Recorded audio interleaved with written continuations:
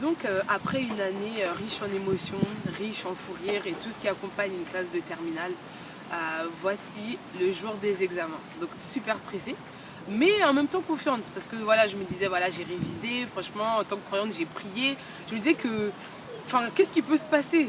J'étais super confiante en fait. J'étais tombée sur les bons sujets. J'avais eu le seul truc dans lequel je savais que ça allait pas le faire du tout, c'était les maths. Franchement, je suis arrivée dans la salle d'examen pour les maths. J'ai un peu dormi, voire beaucoup dormi.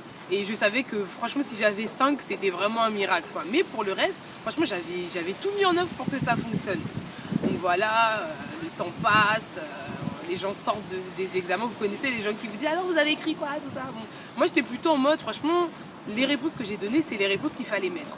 Donc le temps passe, on attend les résultats, nous voilà le jour des résultats.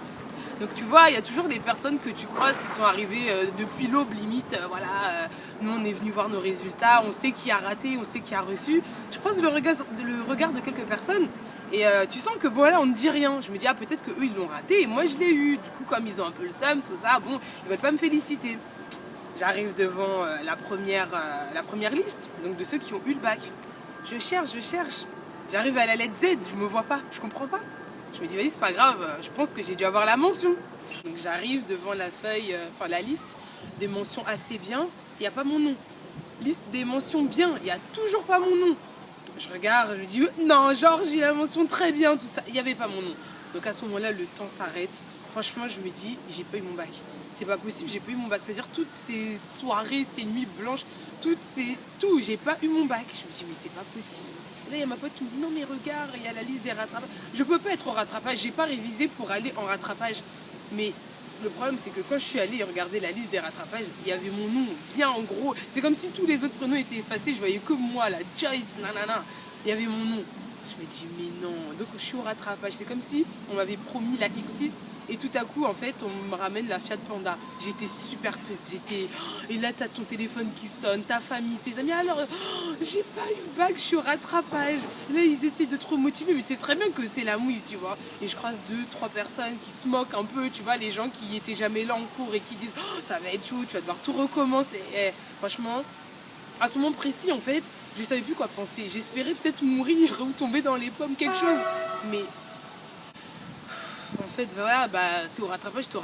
Donc je me dis, bon, c'est pas grave.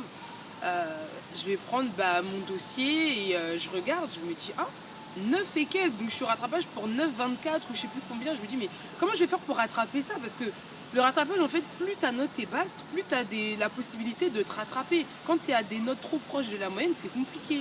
Je me dis, bon, c'est pas grave, je vais réviser tout ça. Donc le soir, j'ouvre mes cahiers, j'ouvre mes trucs. Les phrases, elles se transformaient en eau, en fait. Il y avait trop d'eau dans mes yeux, j'arrivais pas à lire, j'arrivais pas à me concentrer, j'arrivais pas à réviser. Ah, c'était... Franchement, je revis le truc là, c'était horrible. Donc voilà, 2 jours après, je me présente devant le jury, tout ça. J'avais, je sais plus quelle matière j'avais pris, mais je passe et je sens qu'en fait, je parle, mais vous sentez quand c'est mort un peu. Donc j'essaye, je me débat avec ce que je peux et tout. Voilà, donc j'arrive, on me remet donc mon dossier et je vois 9,97. Donc moi, Joyce, j'ai été recalée au bac avec 9,97. Et je vois dans mon dossier, oui, insolence, rebelle et tout. Je me dis, mais même si j'ai été insolente, il y a des gens qui venaient même pas en cours, ils ont eu leur bac et j'étais dégoûtée. À ce moment-là, franchement, je souhaitais me faire encore une fois renverser, tuer, tout ce que vous voulez. J'espérais peut-être me faire faucher par une voiture, tomber des quais, tomber dans les rails, n'importe quoi. Je me disais, je peux pas rentrer chez moi en ayant raté le bac avec 9,97. Donc voilà, les jours passent. En plus, on est en plein mois de juillet, le mois d'août, septembre arrive. Et là, en fait, tu te retrouves dans une classe avec des gens que tu connais pas. Il y a 2-3 personnes que tu reconnais parce que tu les voyais vite fait pendant l'année scolaire. Et je me disais, mais en fait, je m'en fous. Je veux pas vous parler, je veux parler à aucun prof, je veux juste mon bac. Donc ça veut dire qu'en fait, j'avais même pas accepté le fait de l'avoir raté. Donc pendant le premier trimestre, tout ça, je me donne pas du tout à fond. Je suis super sauvage en cours et tout. Et le premier conseil de classe passe. Et là, en fait, on me fait savoir que je suis en train de reproduire la même chose que j'avais reproduit l'année d'avant. Je me ressaisis, je sais pas comment. Mais par la grâce de Dieu, en tout cas, je me bats. Il y avait une fille dans ma classe avec qui on voulait tellement le bac, elle aussi, elle l'avait raté. On avait des ambitions, des projets, on voulait avoir le bac avec mention. Donc on s'est battu, tout ça. Et franchement, l'année, ça passe vite en fait. Donc là, je regarde, résultat, je l'ai eu. Franchement, j'étais super contente. C'est vrai que j'ai pas eu la mention, mais je l'ai eu. Et à partir de là, dès que je l'ai eu, c'est comme si tout s'est enchaîné. J'ai eu le permis par la suite, parce que ma mère, ce que j'ai oublié, m'avait proposé de passer le permis. J'étais tellement énervée, tellement dégoûtée que je voulais même pas le passer. Il y avait même une voiture qui m'attendait, mais je voulais rien savoir. Tout ce que je voulais, c'était mon bac. Quand je l'ai eu, j'ai eu le permis du premier coup. On était peut-être 5 dans la voiture à le passer. Personne ne l'a eu sauf moi. Après les années qui ont passé, j'ai eu mon BTS du premier coup avec une très très bonne note. L'année qui a suivi, je crois, pendant 3 ans et demi, j'ai fini mes études à Montréal, au Canada. Franchement, le bac à côté de ça, c'était juste une petite épreuve en fait. Donc des fois, on va se démotiver pour un truc qui a l'air super grave au départ. Mais en vrai, la fin d'une chose vaut mieux que son commencement. C'est-à-dire que si je m'étais arrêtée au fait que j'ai pas eu le bac, j'aurais raté tout ce que j'ai eu par la suite. Et franchement, la leçon à tirer de tout ça, c'est que ce qui ne te tue pas te rend plus fort. Donc franchement, à ceux qui l'ont raté cette fois, même si c'est la deuxième, troisième fois que vous le ratez, que ce soit le bac ou un autre examen important, franchement, oui, c'est vrai que ça paraît grave, mais ça va aller. Franchement, il ne faut pas se démotiver, il faut toujours rester déterminé et vous accrocher à vos rêves.